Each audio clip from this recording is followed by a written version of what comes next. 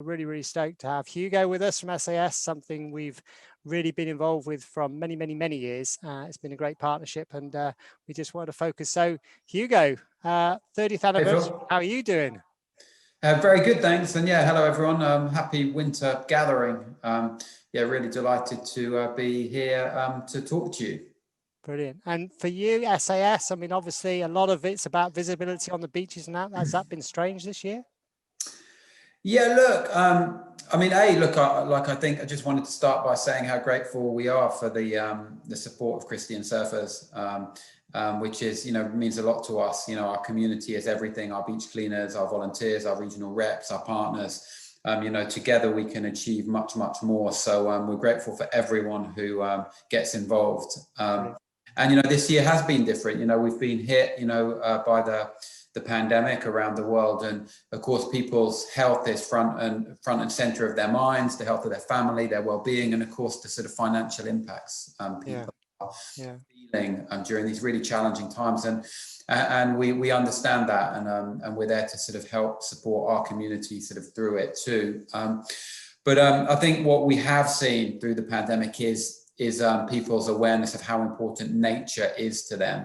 And absolutely, yeah, we're really dependent as human beings on wild nature. We are actually part of wild nature. We need our trees, we need our wild animals, we need the complexity and abundance of nature around us. And so I think the pandemic has brought that to people's minds. And whilst we can't see each other on the beach, Phil, whilst we can't go on beach cleans together and do the things that we have enjoyed doing over the past, decade on sort of plastic pollution, and for the last 30 years on various issues.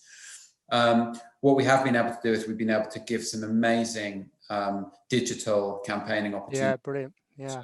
To contact their MPs and challenge their MPs on water quality, to challenge big brands on the amount of plastic pollution they're creating, to give school children, students and parents online digital activities to do through lockdown, and really support people and empower people to take action for the environment during the pandemic. So it's been an interesting time, and we're really pleased that so many people have come on this journey with us through the pandemic, and we're looking forward to hopefully seeing everyone in person next, sharing a wave, sharing a beach clean, and hopefully even high-fiving people. Yeah, that'd be nice, just as opposed to a high elbow people. Yeah, that's it. Hey, but the great news is we as individuals can still carry on doing our little mini beach cleans and our 2-minute beach cleans, and my street master is still active. But yeah, that's it. And for you, 2021, I mean, how is that looking? Plans and... Well, look, I mean, it's looking really, really good. We've come through, I mean, this year's actually been really busier than ever before. We've had incredible momentum on water quality issues and plastics issues. We've got the Environment Bill kicking back off. We're working on private members' bills in Parliament. We're collaborating with lots of NGOs, and we're really setting up the new higher foundations for next year. The last time we were all together with our sort of supporters and some of our sort of people was back in February when we had our 30th anniversary event with His Royal Highness. And, fast forward into sort of next year, I think there'll still be lots of issues with the pandemic in Q1, but we've got big plans on plastic pollution, but particularly on water quality, on ocean and climate issues, and on the rewilding of our oceans next year. So we've got some new campaigns, we've got some new volunteering opportunities for people, and we're going to have an even punchier voice in 2021.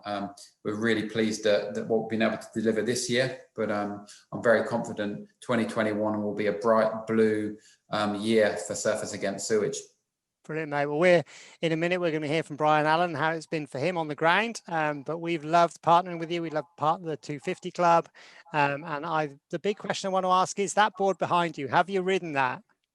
Well, look, I don't have the qualifications to ride that board, Phil. I think the only person who's ridden this board was created by James Otter. And the only person who's ridden it is Ben Skinner, our good friend, who rode it at the Cribber a few years ago. So it's a sustainably created wooden board with local wood, and Ben rode it out at the Cribber in some pretty significant waves. Yeah.